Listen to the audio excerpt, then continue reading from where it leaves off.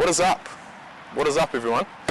We're down here at the field. This is my local rugby union training field. My rugby league training field is over that way. But today is a Saturday and of course games are going on, so I've just sneakily come down here in the morning and I'm going to make part 3 of my rugby skills tutorial video series. So I actually started this series about 3 years ago, man. Long time ago. This was my first ever YouTube video, was a rugby skills tutorial one. And you know, I've come a long way since then. Physically, mentally, emotionally, you know, I've got over 200 videos on YouTube now. I'm proud of what I've achieved, what I've made.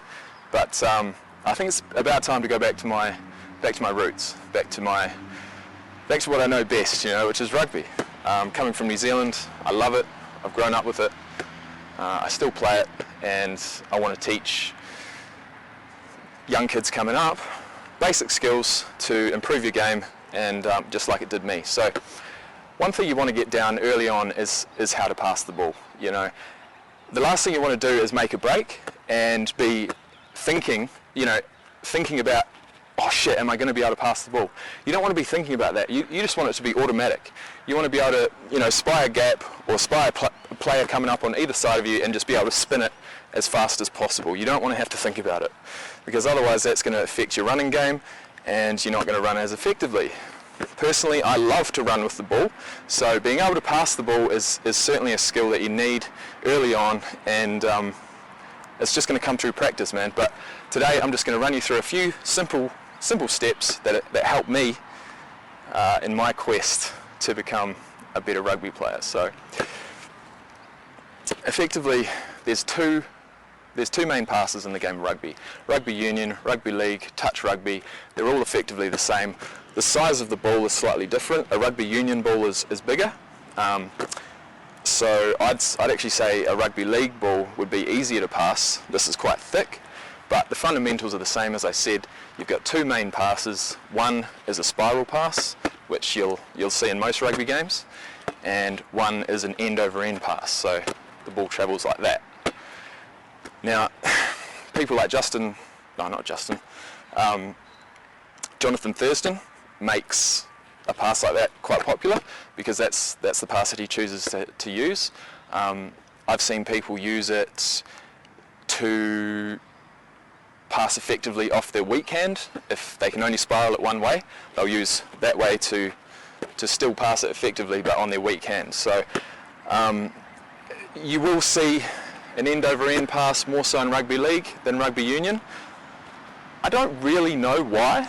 I think maybe it's just that they want to reduce the risk of dropping the ball when you try and grab it. Obviously a fucking bullet pass spinning is going to be, you know, challenging to catch, but in the professional leagues they catch it every time because they're good enough. So now, let's say you're a scrum half, you're wanting to improve your pass off the back of a scrum.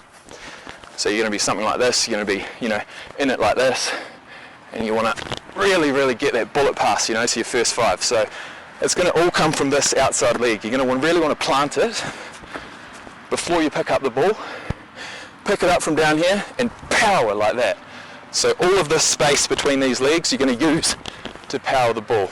Now that goes, if you're going to pass it backwards, pass it left, anything off the base of the scrum, base of the ruck, you're going to really want to use that outside foot as your power.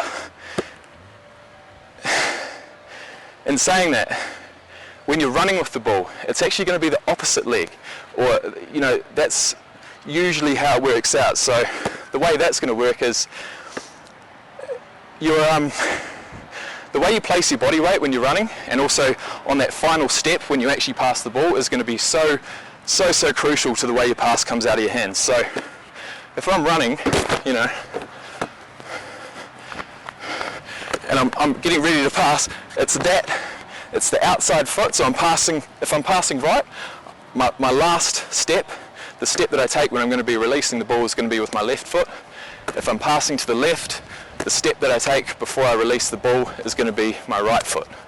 So effectively, this is what it's going to look like.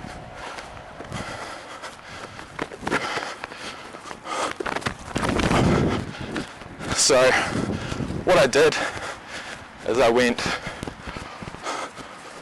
step, pass like that. So you're really using that step to bring yourself back round and be able to pass it backwards. Because obviously in the game of rugby, you can only pass it backwards.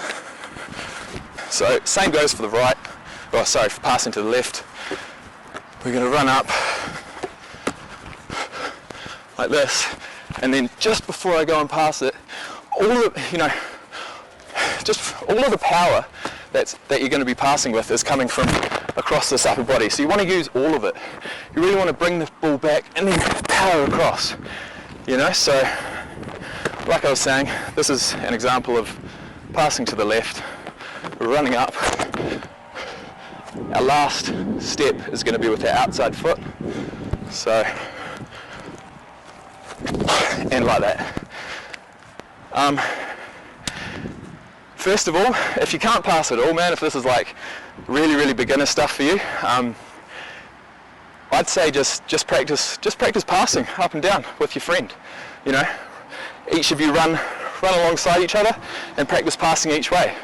You take one turn on that side, then one turn on that side. Eventually you'll get it, man. And if you can be sprinting and pass the ball without even thinking about it, wow. Both ways, fuck mate, your game will open up.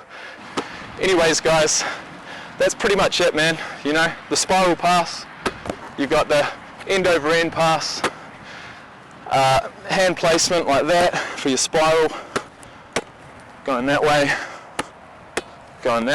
and then you've just got your basic hand placement, nothing different either way. You've got both hands on the bottom of the ball, really tight, you don't want to let go of the ball, and you're passing either way, using all that power over the top, plus planting that outside foot, and then you pass it. So here's an example. Don't hate me if I fuck it up. We're only human, but I'll try and get the whole pass in it. So